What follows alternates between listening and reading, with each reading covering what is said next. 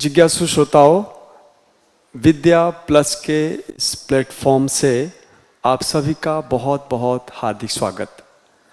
मैं आज हिंदी विषय पर विस्तृत चर्चा करने जा रहा हूं, विशेष करके रीट के संदर्भ में। हालांकि हम जो चर्चा करने जा रहे हैं वो प्रत्येक हिंदी विषय के परीक्षा के लिए उपयोगी है, लेकिन हमारा उद्देश्य रीट प्रथम है। तो रीट की जब बात आती है, वस्तुतः रीट का जो हिंदी में फुल फॉर्म है वो है राजस्थानीय शिक्षक अर्हता परीक्षा।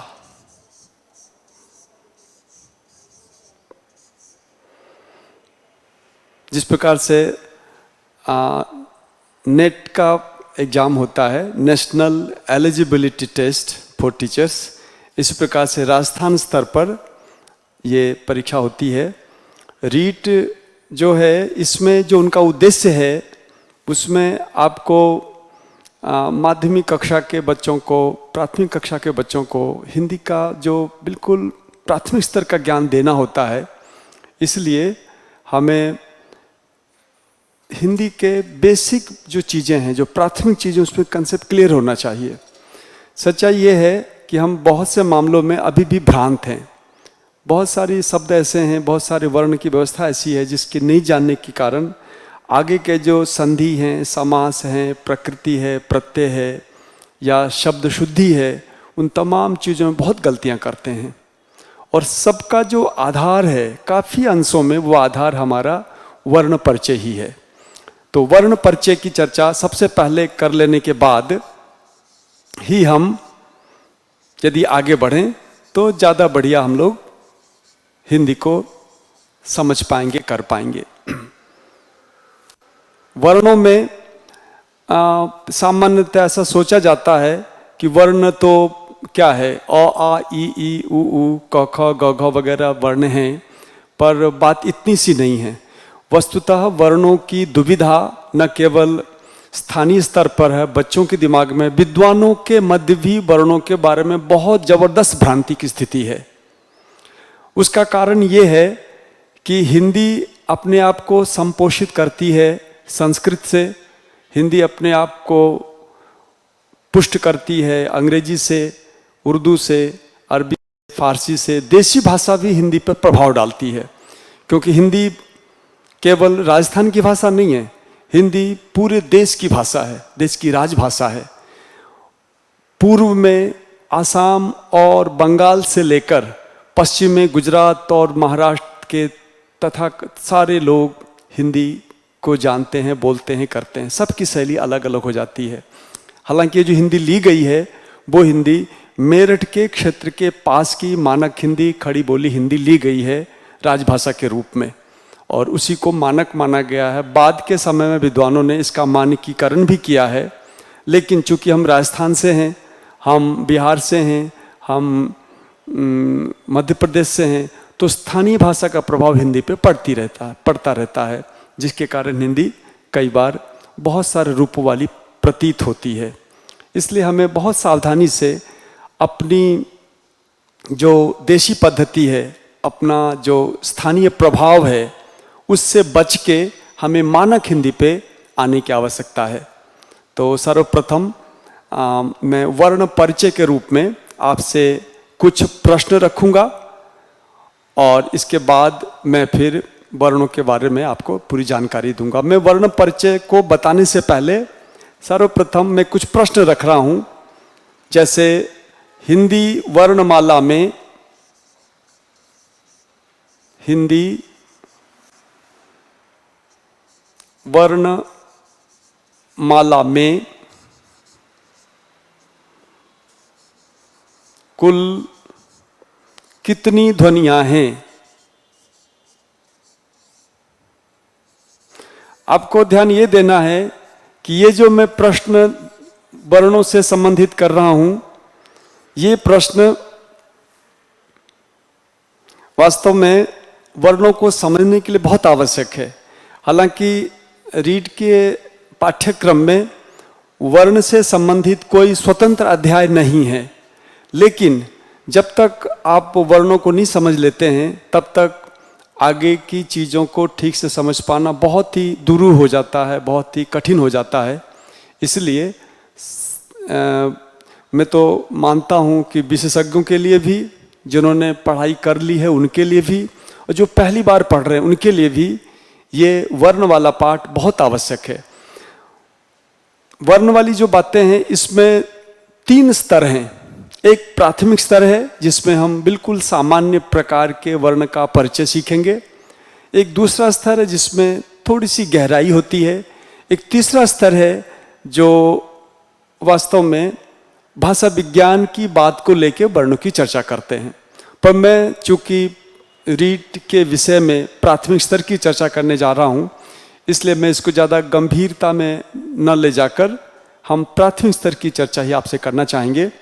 तो हिंदी वर्णमाला में कुल कितनी ध्वनियाँ हैं, ये हमारा पहला प्रश्न है। दूसरा प्रश्न मैं लूँगा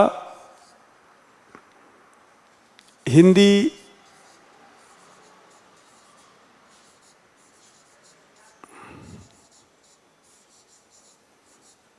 वर्णमाला में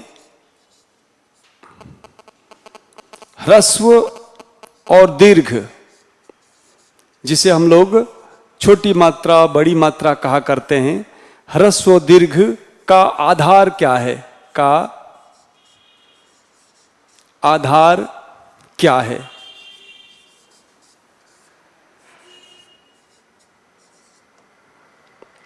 इन 2 ही प्रश्नों में आप पाएंगे कि इसमें बहुत कुछ नयापन आपको पता चलेगा। तो आइए वर्ण परिचय को आगे बढ़ाते हुए मैं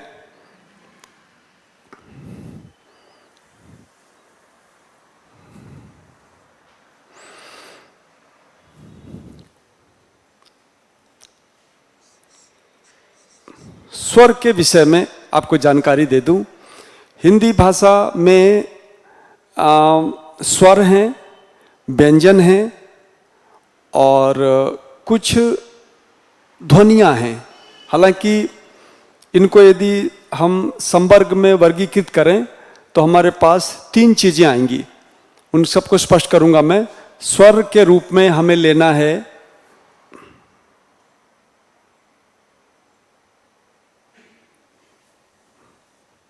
स्वर के रूप में हमें लेना है सर्वप्रथम अ को, फिर आ है, इसके बाद हम सामान्य भाषा में छोटा अ बड़ा आ कहते हैं इसे, फिर हमारा चौथा वर्ण बड़ी ई है, 5वां वर्ण हमारा ऊ है, 6ठा वर्ण ऊ है, 7वां वर्ण हमारा री है और 8वां वर्ण हम ए कहेंगे, ए है। फिर इसके बाद आई है जिसे हम बड़ा ए छोटा ए कहा करते हैं। वास्तव में बड़ा ए छोटा ए कहना अपने आप में व्याकरण की दृष्टि से गलत है, क्योंकि किसी को छोटा ए बड़ा ए उसे कहा जाता है। जैसे अ हम बोलते हैं तो अ छोटा है और आ बड़ा है, इसमें तो हम कह सकते हैं। लेकिन हम यदि ए को छोटा बोलें और बड़ा बोलें तो ये ग्रामर की दृष्टि से गलत है। गलत इसलिए है क्योंकि ए और आई जो है व्याकरण में बड़े ही माने जाते हैं। ये दोनों बड़े हैं, यानी ये दीर्घ हैं, ये गुरु हैं, इसलिए इनको छोटा या बड़ा कहना अपने आप में तात्विक रूप से गलत है। लेकिन हाँ, इसका कारण यह है कि ए का जो निर्माण होता है वो अ और ई से होता है, आई का निर्माण अ और ए से होता है। तो चूंकि ये 2 के मिलन से बनता है ये, इसलिए इसको छोटा कहना तात्विक रूप से गलत है। हाँ, इसे हम कह सकते हैं छोटा, क्योंकि ये छोटा इसलिए है क्योंकि ये अकेला है अ। ये बड़ा इसलिए है क्योंकि इसमें अ और मिला हुआ माना जा सकता है। तो हम इसे कहेंगे केवल ये जो अ ई आ ए है, ये तो दीर्घ ही दीर्घ हैं, गुरु ही गुरु हैं, बड़े हैं, इनको छोटा नहीं कहना चाहिए। पर सुविधा की दृष्टि से हम इसे छोटा बड़ा कह दिया करते हैं, तो वो अलग चीज़ है, हमें ध्यान रखना होगा। क्योंकि ये चीजें कंसेप्ट जब तक क्लियर नहीं हो तब तक आप दुविधाग्रस्त होते हैं और छोटे छोटे प्रश्न भी आपसे मिस हो जाता है। यहाँ री को मैंने गोलाकार के रूप में रखा है क्योंकि री जो है ये केवल संस्कृत में होता है, हिंदी में इसका अस्तित्व नहीं है। केवल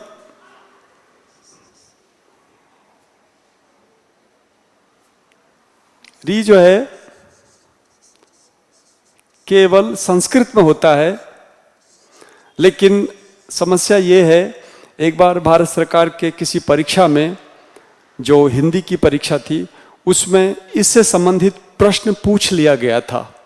जब हम वर्ण परिचय सीखते हैं तो एक छोटी सी जानकारी सीख लेने में कोई ज़्यादा बड़ी बाधा नहीं आती है। हमें जान लेना चाहिए कि ये जो री है ये केवल संस्कृत में होता है, इसका हिंदी में अस्तित्व नहीं है, ऐसा माना जाता है। इसलिए ये ध्यान रखना है। जब आप री लिखते हैं तो देखिए री इस तरह से लिखते हैं, और जो संस्कृत वाला जो री है उसके लिए हम ये इस तरह से एक बार और घुमा देते हैं तो छोटी री बड़ी री हो जाती है। तो हमें ध्यान रखना है, और ताकि हमसे कोई गलती नहीं हो, और इस तरह से इन सबको हमें ध्यान रखना है। अब हम आते हैं दूसरा जो वर्ण है, ये आई के बाद अगला वर्ण हमारा ओ है, फिर इसके बाद औ है,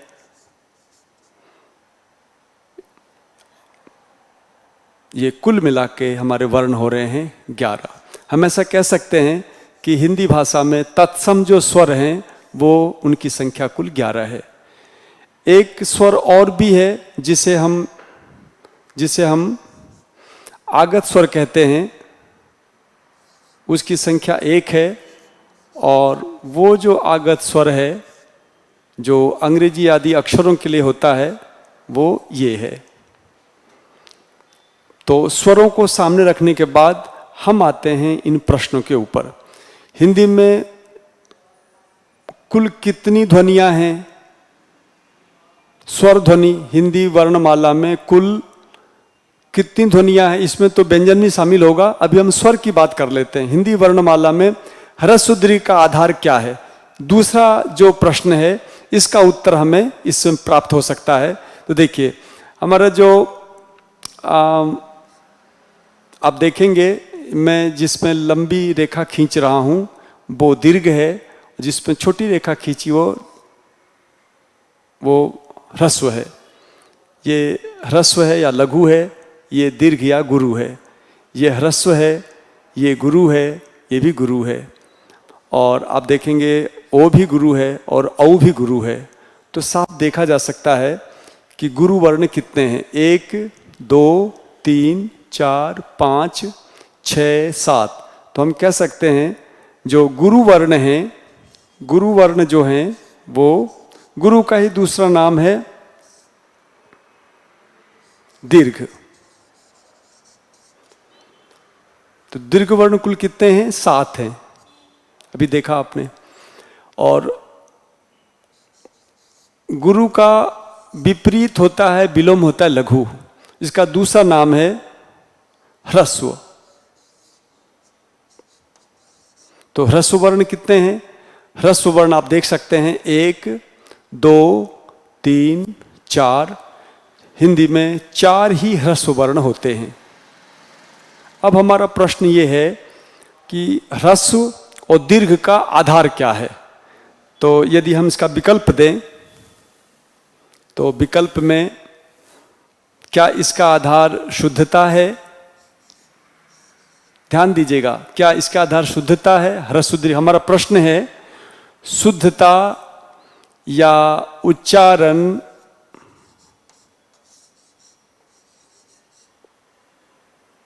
या काल या लेखन, ये हम 1 2 3 4। तो हिंदी वर्णमाला में ह्रस्व दीर्घ का आधार क्या है? शुद्धता है, उच्चारण है, काल है, लेखन है। क्या आधार है, ऐसा प्रश्न पूछा जा सकता है।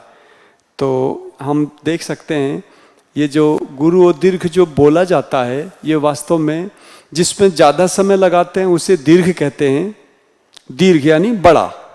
क्या बड़ा? समय बड़ा। अ बोलने में हम समय का कम अंश प्रयोग में लेते हैं अ, और आ बोलने में हम कहते हैं आ, यानी हम समय ज़्यादा लेते हैं। तो चूंकि इसमें समय ज़्यादा ले रहे होते हैं और इसमें कम समय ले रहे होते हैं, इसलिए हमारा उत्तर होगा काल। आप देखेंगे तो ह्रस्व दीर्घ का जो आधार है वो काल होता है। इसका जो आधार होता है वो शुद्धता, उच्चारण या लेखन नहीं होता। तो ये इस तरह की चीज़ हमें समझने की आवश्यकता है। तो मैंने स्वर का परिचय यहाँ दिया है। अब आप यहाँ पे और एक बात को ध्यान से देखें।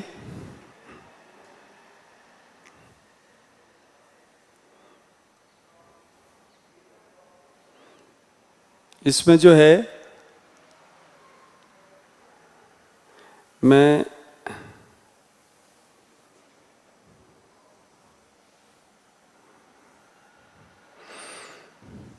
अब मैं आगत स्वर पे आ रहा हूं। वस्तुतः हिंदी के निर्माण हुए लगभग 1000 वर्ष हो गए हैं। जब यहाँ पे विदेशियों का आगमन हुआ, विशेष करके जब अंग्रेज यहाँ आए, तो अंग्रेजों के आने के बाद हिंदी में बहुत सारे शब्द प्रयुक्त होने लगे। जैसे कॉलेज आदि को लिखने के लिए जो अंग्रेजी का शब्द है कॉलेज, उसको लिखने करने के लिए हमारे पास समस्या आ रही थी कि भाई कॉलेज कैसे लिखा जाए।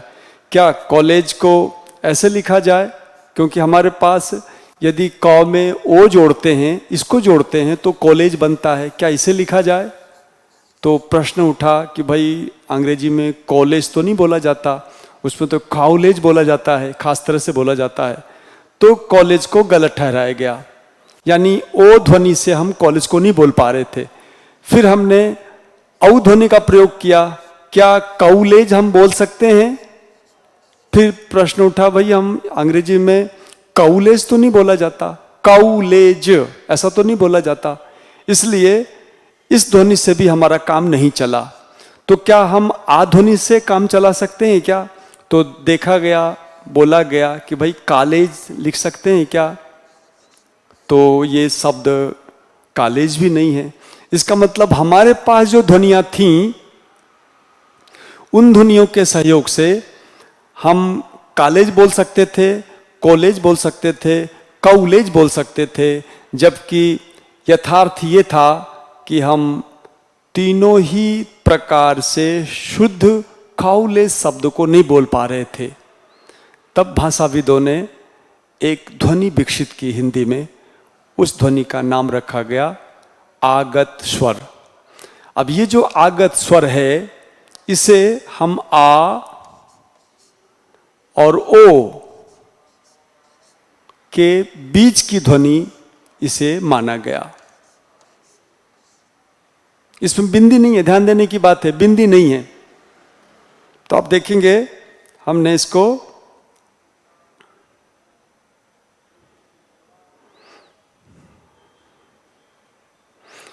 इसको इस तरह से समझने का प्रयास किया है कि अच्छा केवल कॉलेज ही नहीं है, ऐसे बहुत सारे शब्द हैं। कॉलेज है, नॉलेज है ना,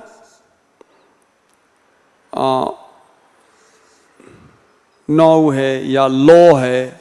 लॉ वगैरह में आप देखेंगे यहाँ भी हमने आगत ध्वनि का प्रयोग किया है।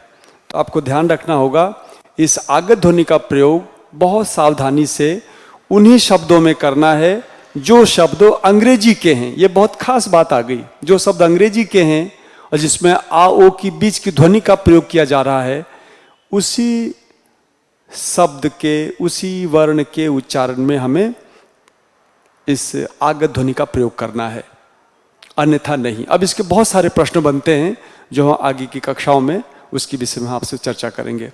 तो हमने अभी पाया कि हमारे जो स्वर हैं वो कुल 11 हैं। एक आगत स्वर है जिसका प्रयोग हम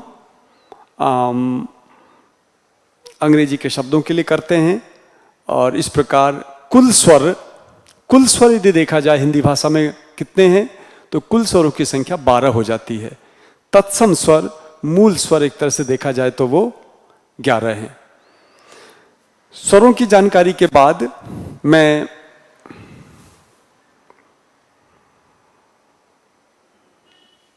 स्वरों की जानकारी के बाद ये उपयुक्त होगा कि हम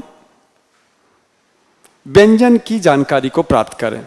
व्यंजन जानना वास्तव में बहुत ही रुचिपूर्ण है, क्योंकि व्यंजनों की जो व्यवस्था है वो भी हमें कई बार भ्रांत करती है। तो व्यंजनों में हम लेंगे सबसे पहले क, ये हलंत कर देता हूं मैं, दूसरा है ख, तीसरा है ग, चौथा है घ, फिर है ङ।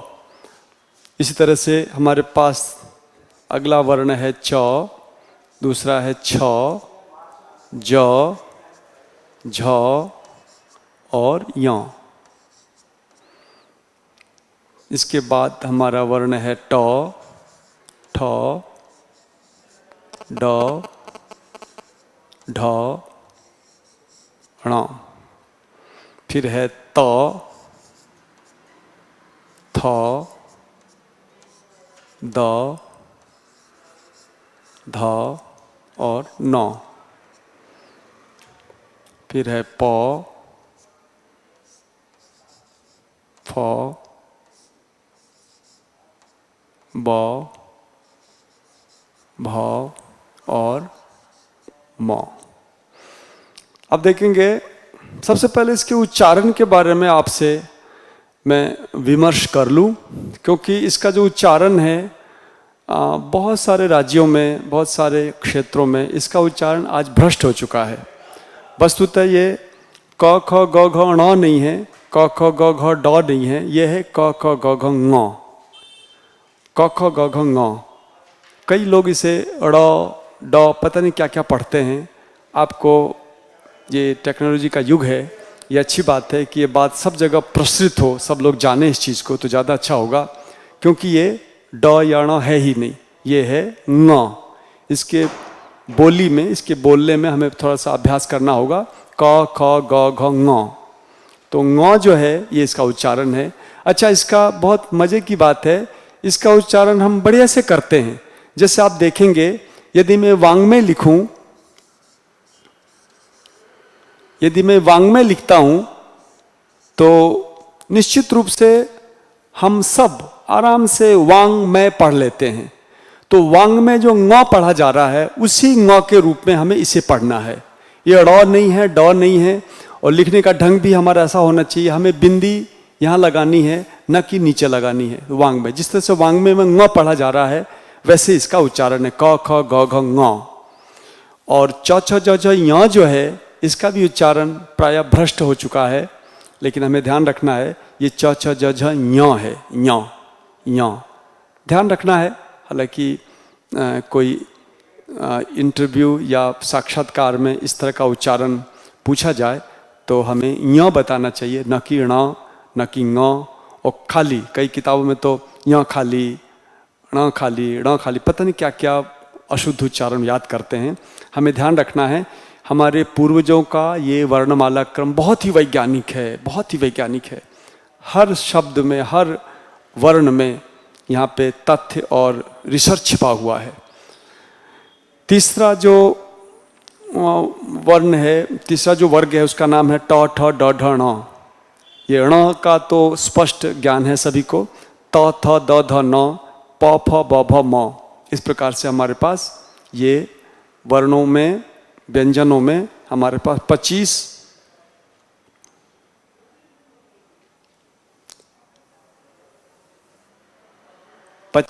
स्पर्श वर्ण हैं। इन सभी वर्णों को, जैसे क ख ग घ ङ है, इसे कहा जाता है कवर्ग। इस पूरे को कहा जाता है कवर्ग। इसे कहा जाता है कवर्ग।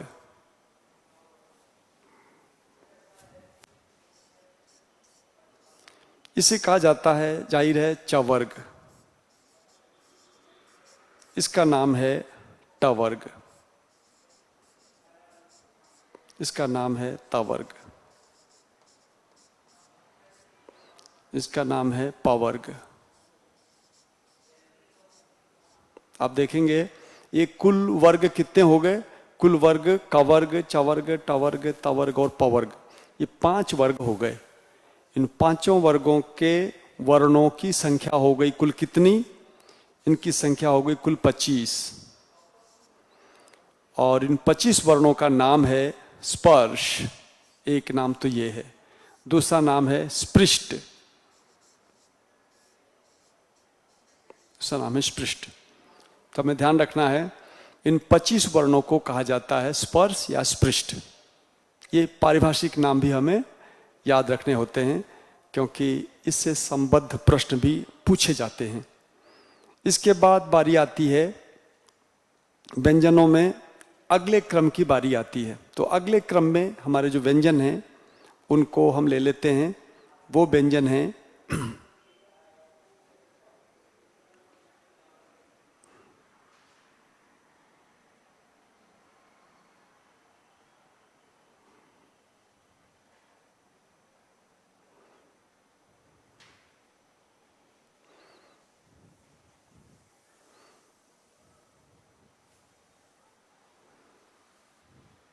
स्वरों को हटा देते हैं यहां से हम।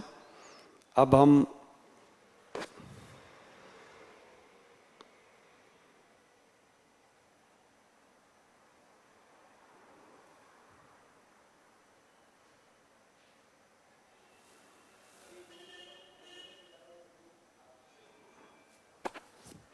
देखिए, इसके बाद बारी आती है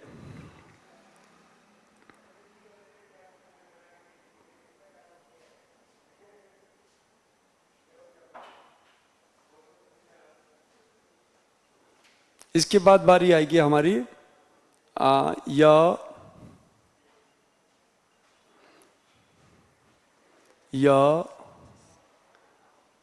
व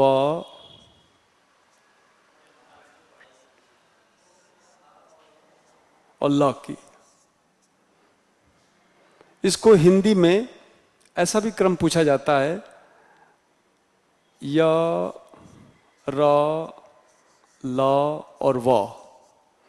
तो वास्तव में एक बार प्रश्न भी पूछा हुआ है में जो क्रम है वो य व र ल है, शुद्ध क्रम जो संस्कृत का है, लेकिन हिंदी में य र ल व क्रम माना जाता है। हम यहाँ पे लिख सकते हैं कि ये संस्कृत का क्रम है जो वस्तुतः मूल क्रम है,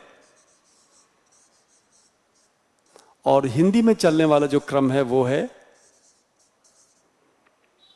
ये वाला य र ल व। तो य र ल व हो गया। इसके बाद य र ल व के बाद हमारा जो अगला क्रम है वो है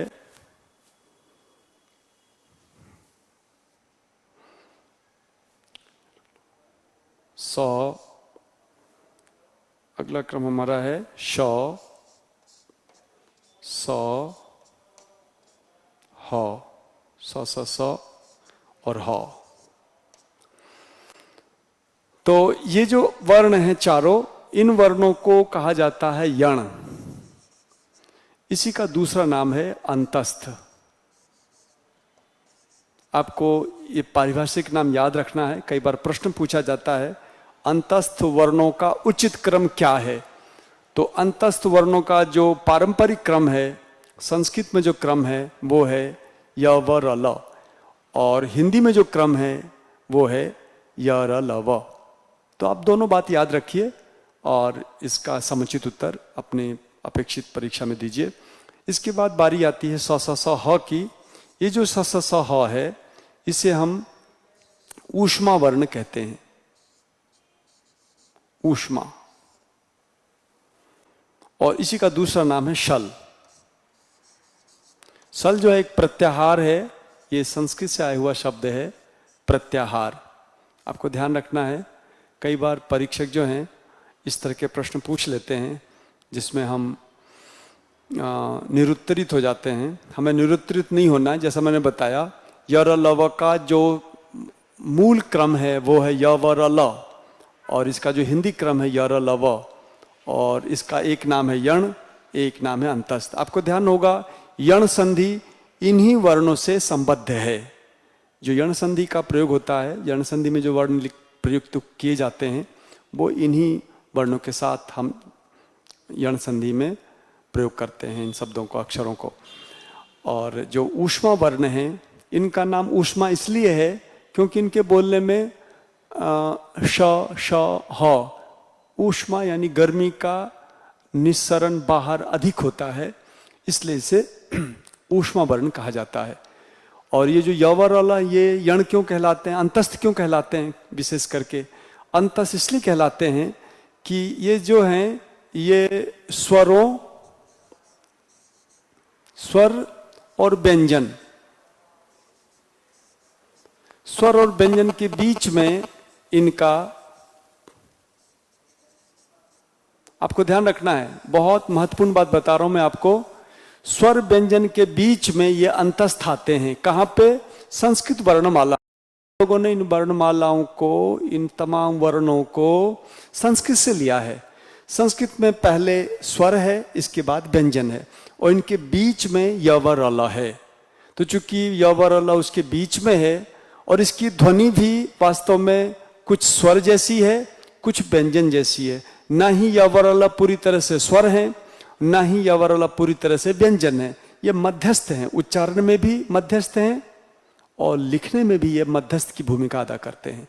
और संस्कृत में, हिंदी में अंतर का अर्थ होता है अंतर, अंतर का अर्थ होता है बीच, और स्थ का मतलब होता है रहने वाला। जो स्वर और व्यंजन के बीच में रहे उसे अंतस्थ कहते हैं। देखिए क्या वैज्ञानिकता है हिंदी वर्णमाला की। जैसा नाम है वैसा ही गुण है।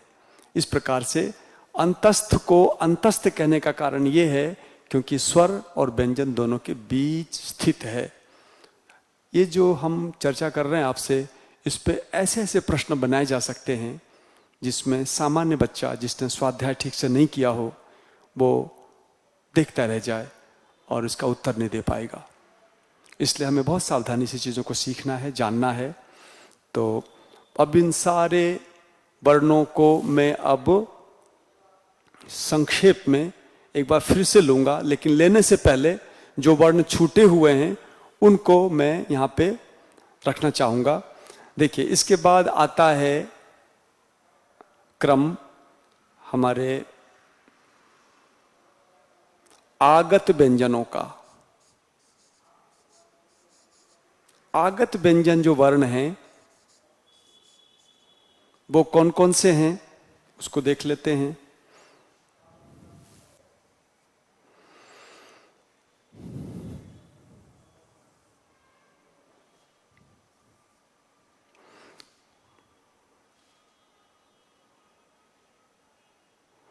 आगत व्यंजन में एक वर्ण है ढ़ और एक वर्ण है ड़। ध्यान देने की आवश्यकता है। आप देखेंगे ये जो ड़ ढ है, आप देखेंगे अपने वर्णमाला में जो ट ठ ड ढ है उससे मिलता जुलता है ये। तो ट ठ ड ढ वाले में एक ढ था और आप ने देखा होगा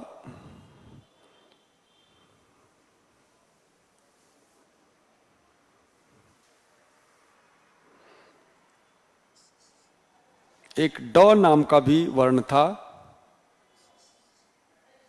ड। तो ढ अलग है, ढ़ अलग है, ड अलग है, ड़ अलग है। इसका उच्चारण पे थोड़ा सा हम गौर करते हैं। ये ढ है, ये ढ़ है। इसमें प्रयास ज़्यादा करना होता है, ये तत्सम है, और इसमें प्रयास कम करना होता है क्योंकि ये तद्भव है। इस तरह से ड में जो है हमें बोलना होता है ड, और इसके उच्चारण में हम थोड़ा कम प्रयास करते हैं, इसे बोलते हैं ड़ ड़, ड ड़, ड ड़। इस प्रकार से इनके उच्चारण में फर्क है। आप पाएंगे इनका जो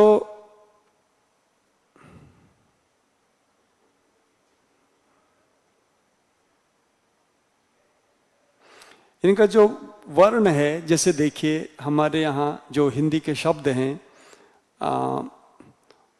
कौन कौन से शब्द इससे बनते हैं वो देखने लायक है। जैसे बाढ़, पढ़ाई, है ना,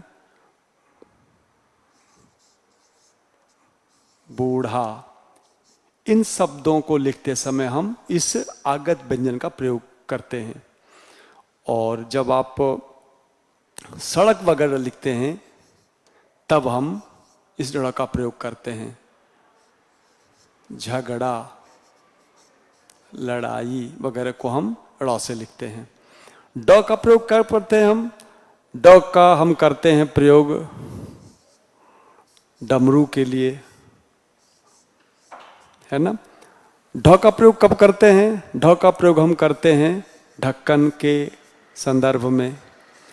तो हमें बहुत सावधानी से, अब बच्चों का प्रश्न होता है कि साहब शुद्ध कैसे लिखें, क्योंकि इनके लिखने में हम भ्रांत हो जाते हैं कि ड़ कब लिखें, ढ कब लिखें। वस्तुतः आपको भ्रांत होने की आवश्यकता नहीं है। आपको केवल और केवल अपनी जिह्वा पर, अपने खुद पर और वातावरण पर ध्यान देना है। क्योंकि आज भी हमारे वातावरण में, हमारे लोगों के बीच ये जो ध्वनियाँ हैं, ये जो उच्चारण है, ये भ्रष्ट नहीं हुई है, ये शुद्ध बोले जाते हैं। जैसे जब आप ढ बोल रहे हो, ढक्कन, ढक्कन, ढाल, ढाई, ढ ढ ढ, जब ढ बोल रहे होते हैं तो आप बिंदी नहीं लगाते हैं। और जब आप ढ़ बोल रहे होते हैं, ढ़, क्योंकि बोलने में ही थोड़ा सा कम आयास प्रयास किया जा रहा है। यदि कम आयास प्रयास किया जा रहा हो, ढ़ बोला जा रहा हो, बाढ़, बढ़िया, बढ़ई और आढ़तिया, इस तरह के शब्द जब बोले जाते हैं, जब ढ न बोल के ढ़ बोला जा रहा हो, जब उस पर जोर कम पड़ रहा हो, तब हम उसे ढ़ के रूप में जब उच्चारण कर रहे हों तब आप बिंदी लगाते हैं। तो बहुत ही, जब फिर से एक बार बता दूं मैं, जब आप ज़्यादा जोर नहीं लगा रहे होते हैं, ढ़ बोल रहे होते हैं, ढ़ ढ़, तब बिंदी लगती है। और जब आप ढ बोल रहे होते हैं तब उस पर बिंदी नहीं लगती है। इस प्रकार हमारी जो भाषाई शुद्धता है, जो लोक जीवन में है, उस पर यदि गौर कर लें हम, क्योंकि बोलते शुद्ध हैं, हम बोलते शुद्ध हैं, लिखते गलत हैं। यदि हमारे लिखने में और बोलने में तारतम्य बैठ जाए तो आप ढ़ और ढ का उच्चारण सही करने लगेंगे। तो इस तरह से दो आगत व्यंजन हुए। ढ़ में आगत व्यंजनों की चर्चा कर रहा था, इसलिए हम इसको विशेष तौर से आपका ध्यान आकृष्ट करना चाहेंगे कि ढ़ और ड़ ये दोनों आगत व्यंजन हैं।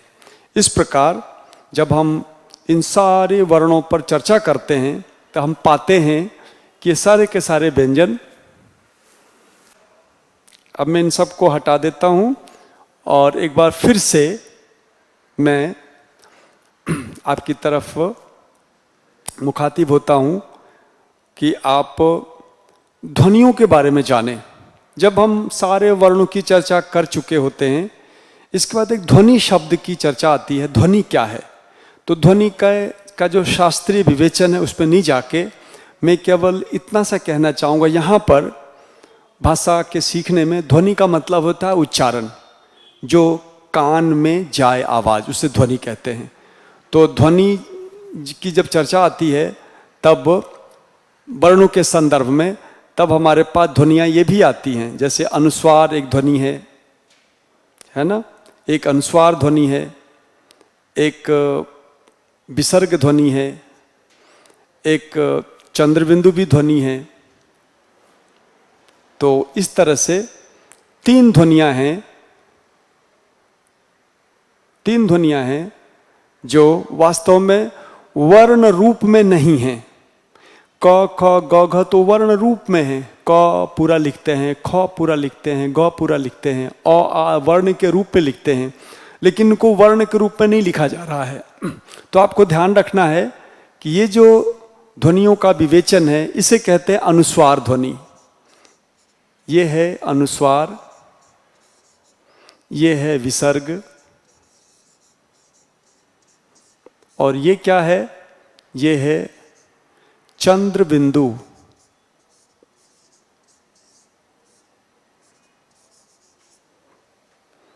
चंद्र बिंदु, इसी का नाम है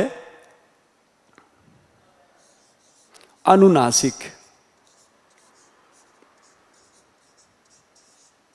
अनुनासिक भी इसका नाम है। ये जो दोनों ध्वनियां हैं, इसका प्रयोग देखिए। अंत, भुजंग, इसमें जो हम बिंदी का प्रयोग कर रहे हैं ये अनुस्वार है। और विसर्ग वाला शब्द आप देखें, अतः, स्वतः। अतः माने इसलिए, स्वतः माने अपने आप। तो इन शब्दों में जो दो बिंदी आ रही है उसको विसर्ग कहते हैं। और इसका प्रयोग कब होता है हिंदी भाषा में? इसका प्रयोग होता है जैसे आपको लिखना हो चांद, आपको लिखना हो हंसा, है ना? तब हम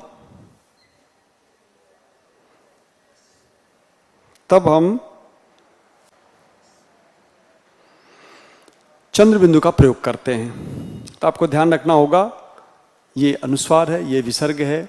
एक चीज और है इसमें जानने की बात, वो ये है कि अनुस्वार और विसर्ग को केवल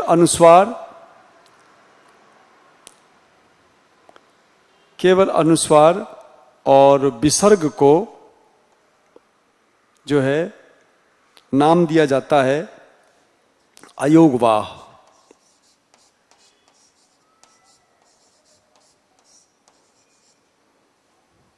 ये अयोगवाह है।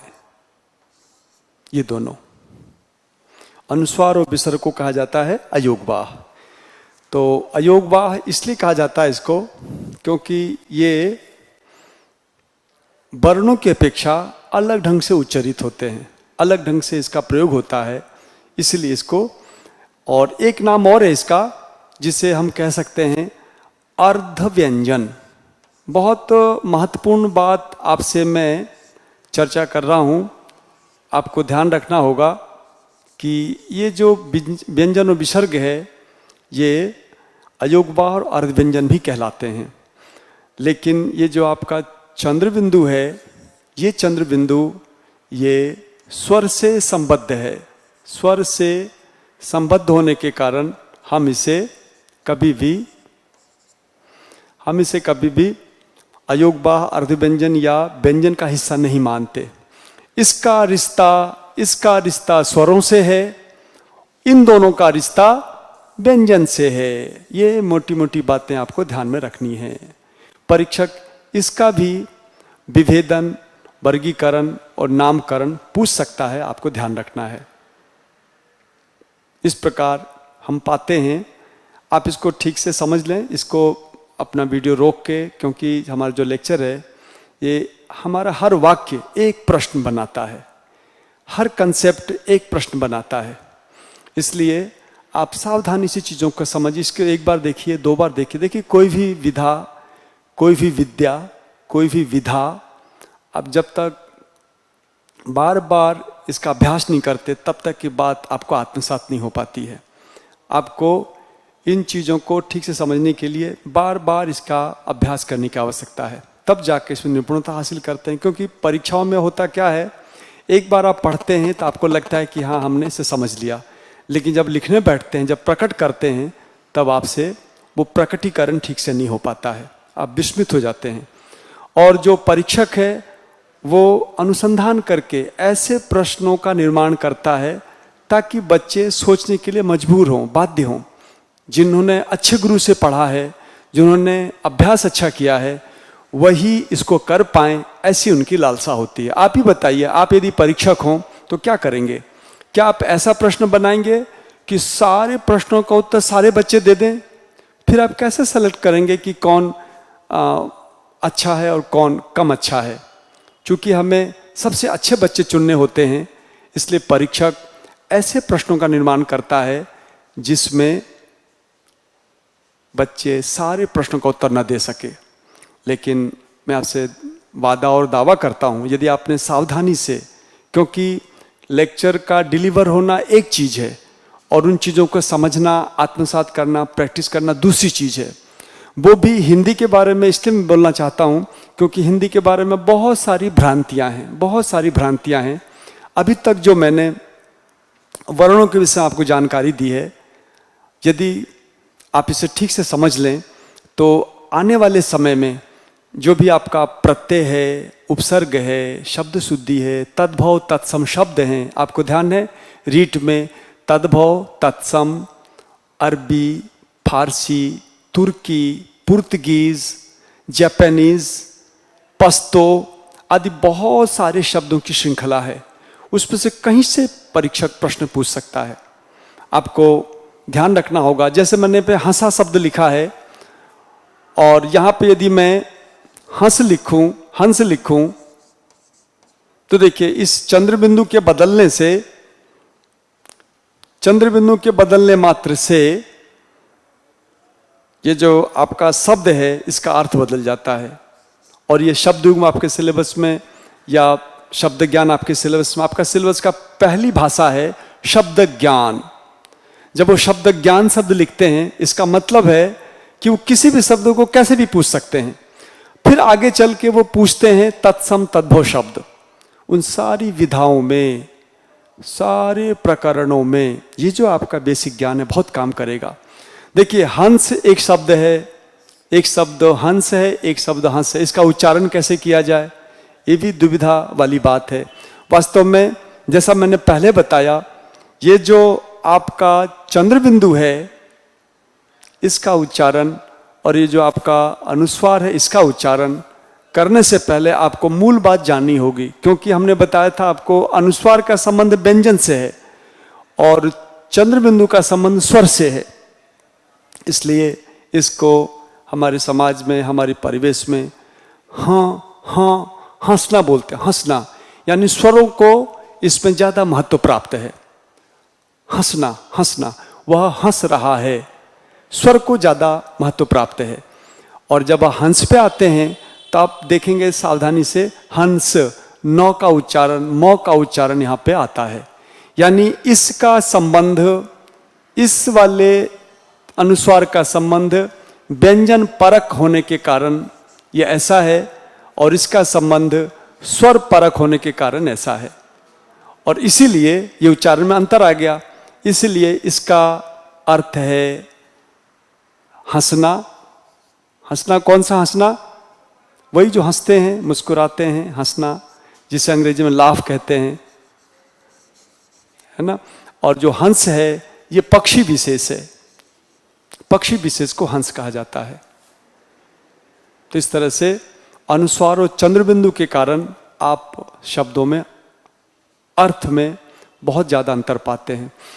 इसके साथ साथ समस्या ये भी आती है कि भारत सरकार के भाषाविदों ने, खास करके हिंदी निदेशालय के भाषावेत्ताओं ने बैठ के एक समस्या का सुलटारा किया। उन्होंने ये समाधान दिया कि जब भी कभी चंद्र बिंदु और अनुस्वार की चर्चा हो, बहुत महत्वपूर्ण बात बता रहा हूं, ध्यान रखिएगा, जितने भी छपाई के प्रकरण हैं, अखबार हैं या जितने भी पुस्तकें हैं, उन सब में भारत सरकार की ओर से ऐसा कहा गया है कि चंद्र बिंदु के स्थान पर अनुस्वार का प्रयोग किया जाए। ऐसा उन्होंने व्यवस्था की है। चंद्र बिंदु के स्थान पे ये कहां पर होगा? ये अखबारों में,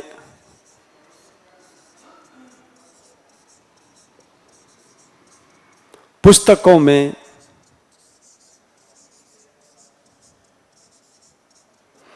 ऐसी व्यवस्था की गई है कि चंद्र बिंदु के स्थान पर अनुस्वार लिखा जाए। और जो हिंदी की पुस्तक है जिसमें व्याकरण पढ़ाया जा रहा है, यदि वो पुस्तक है तो चंद्र बिंदु के स्थान पर चंद्र बिंदु लिखा जाए।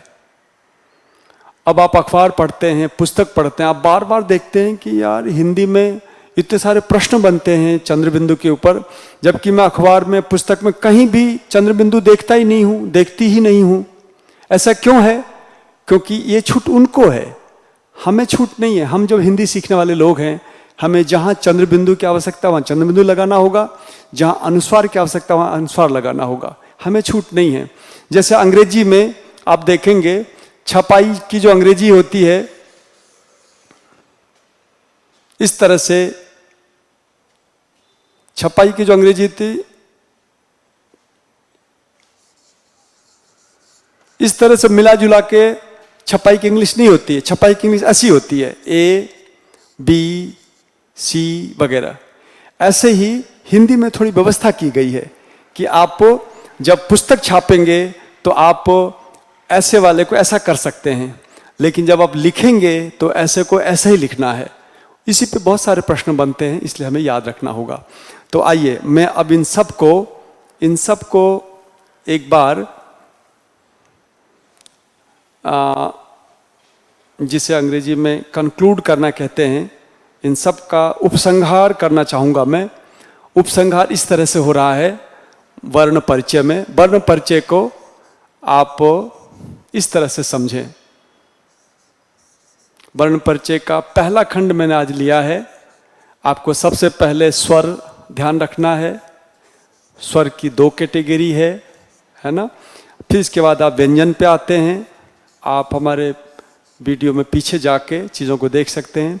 व्यंजन की कैटेगरी देखी जाए तो एक तत्सम व्यंजन है, एक तद्भव व्यंजन है, एक स्पर्श है, एक अंतस्थ है, एक ऊष्मा है।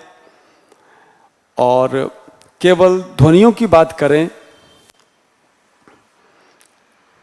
जो केवल ध्वनियां हैं, तो उन ध्वनियों में कुछ अलग तरह की ध्वनियां यहाँ पे आती हैं।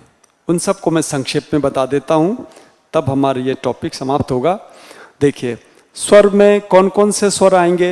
एक तो 11 स्वर, आप पीछे जाके देख सकते हैं 11 स्वर कौन है। एक है आगत स्वर, वो कैसा होता है, ऐसा होता है। संख्या कितनी है, 1 है इसकी।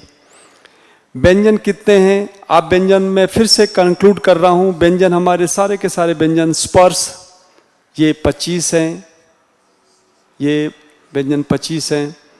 फिर आप अंतस्थ पे आते हैं तो अंतस्थ वर्ण हमारे पास 4 हैं। अंतस्थ आपके 4 हैं। इसके बाद शल, जिसे ऊष्मा कहा जाता है, वो वर्ण कितने हैं, वो भी 4 हैं।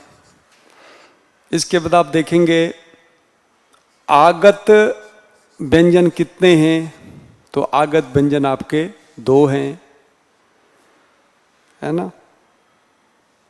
और ध्वनियों की चर्चा यदि हो रही है तो ध्वनियों में जो व्यंजन ध्वनियाँ हैं, व्यंजन ध्वनि, व्यंजन जो वर्ण नहीं है केवल ध्वनि है, वो कितने हैं, वो 2 हैं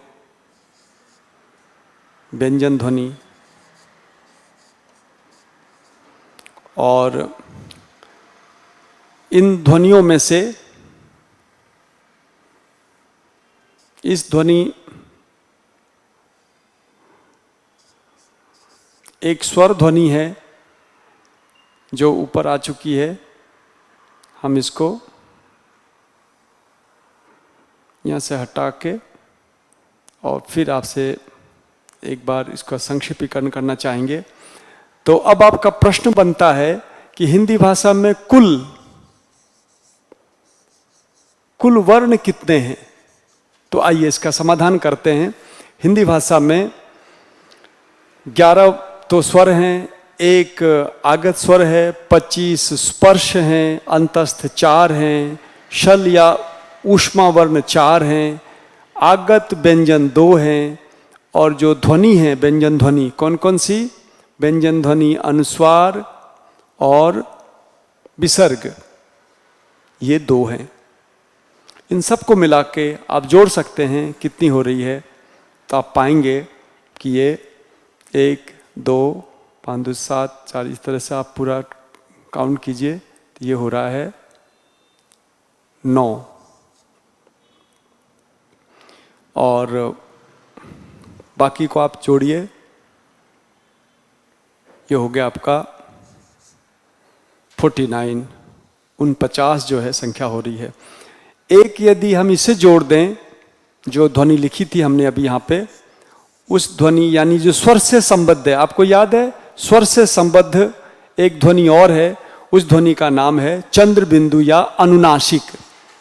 अनुनासिक, इस अनुनासिक ध्वनि को भी यदि जोड़ दिया जाता है, वो कैसी है? वो ध्वनि ये रही, वो ध्वनि जो है अनुनासिक, वो उसका स्वरूप इस तरह से है, ये। तो इस तरह से आप सबको मिलाएंगे तो बहुत ही, जिसे राउंड फिगर कहते हैं अंग्रेजी में, वो आपके सामने आ रहा है। तो कितना इजी है, कितना सरल है, कितना इंटरेस्टिंग है ये, कि आप इन सबको, मैं एक बार फिर से रिपीट कर दूं, 11 स्वर आपने देखा। एक और नाम का कॉलेज, नॉलेज, लॉ वगैरह के लिए अंग्रेजों के यहाँ आने के बाद जो ध्वनि विकसित हुई है, जिसे हम आगत स्वर कहते हैं, उसका भी स्तुति हिंदी में है। ये एक हो गया। स्पर्श ध्वनियाँ मैंने बोल के बताया था, क ख ग घ ङ च छ ज झ ञ वगैरह जो 25 हैं वो।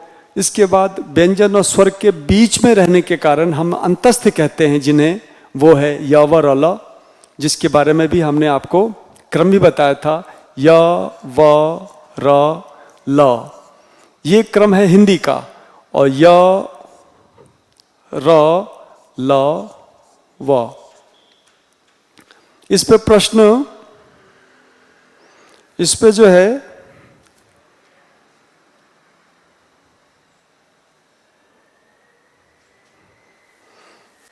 इस पे प्रश्न आया हुआ है, आपको ध्यान रखना है। ये बहुत रुचिपूर्ण है, बड़ा रोचक, मैं प्रसंग सुना दूं आपको।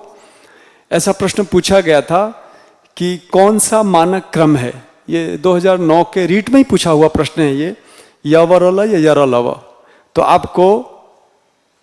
आपको मेरे पूर्व में जो मेरे वक्तव्य थे उस पे जाके आपको ध्यान देना होगा कि य व र ल जो है ये संस्कृत का है, ये मूल क्रम है, और य र ल व जो हिंदी का है ये बाद का विकसित क्रम है। तो ये वाला ज्यादा मानक क्रम है, यही पारंपरिक और संस्कृत का क्रम है, पारंपरिक और संस्कृत का क्रम है। ये अधुनातन, ये अधुनातन क्रम है, ठीक है। तो ये अंतस्थ हो गए। सल कौन से हैं आपको पता है, श श स ह। आगत स श स और ह। आगत व्यंजन कौन कौन से हैं, जैसा मैंने बताया था, ड और ढ, ये दो व्यंजन ध्वनि, दो है, अनुस्वार और विसर्ग। तो इन सबको जोड़ने पर जो संख्या आ रही है, अनुनासिक ध्वनि कौन सी है, ये कितना सुंदर 50 का फिगर आ रहा है। इस प्रकार आप वर्णों के बारे में जानते हैं। तो